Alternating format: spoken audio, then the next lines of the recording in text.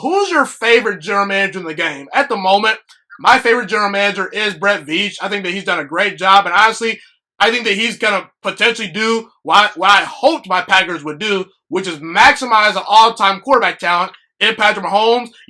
They go out there and get Patrick Mahomes, Clyde Edwards-Helaire. We go out and draft Aaron Rodgers' replacement after he just leads us to the NFC Championship game, and we don't give him any help on defense. We don't get him a wide receiver this year. I mean, we have really wasted away Aaron Rodgers. I see Veach making boss moves to maximize Mahomes. So that's my favorite GM right now at the moment because he's everything I wish our management was, okay? But who's your favorite general manager at the moment?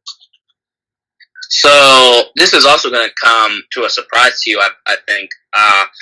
Obviously, I really like Veach and all the guys in my top 5, but my personal favorite GM right now is Chris Ballard from the Colts.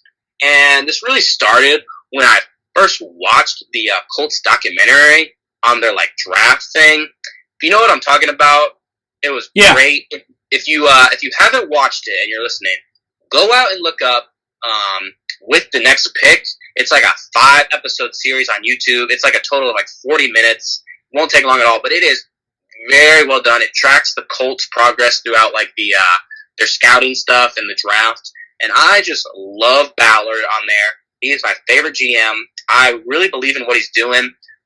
He's a great leader in the room. He knows how to command a room. He has great vision for the team. I think he has a great relationship with their owner, Irsay. And in my opinion, they're just a QB away. The Colts have been stacking up pieces on that team for a few years. I think they need probably another good corner and maybe another guy on the D-line. But I think they're one QB away from really being an elite team who can compete.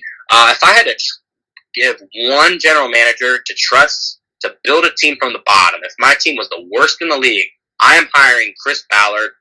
My favorite thing about him is he builds the team inside to out, okay?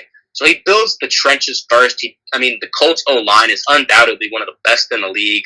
You have Quentin Nelson, who's an absolute beast, probably the best guard in the league, easily. And he's getting the D-line better. I love the trade of Eric Armstead from the 49ers. You mean DeForest Buckner? Yeah, my bad. No, you're good, man. You're good. So he goes out and gets Buckner with the 13th pick, and he realized that there was really no one on the board that he wanted. Obviously, there were some guys he could use, but no one would have an impact such as Buckner. He's a bona fide starter. He's already proved himself, which is what they need on that team. And I just really love Ballard. He has a quote where he says he doesn't care who you are, where you came from. He doesn't care if you are the lowest guy on the totem pole, if you're a scouting intern. If you have an opinion on a player, speak up, because he knows that everyone in the building is trying to build a great team, and he knows that he can't do it by himself, so everyone has to work together. And like I said, he just commands the room the right way. He's not a selfish GM. He doesn't abuse his power. He knows he has the most power there besides the owner, but he doesn't abuse it. I love Ballard. This is a little in the future, but if I was Chris Ballard, I think what he should do is if they have a decent season this year, I don't think Philip Rivers is not the answer at quarterback. This is kind of a stopgap QB, but they're going to be decent with Rivers. I think he should trade the farm for Justin Fields, in all honesty. I think he should trade up top 3 to get Fields, because if you look, once you get Fields, you're ready to roll.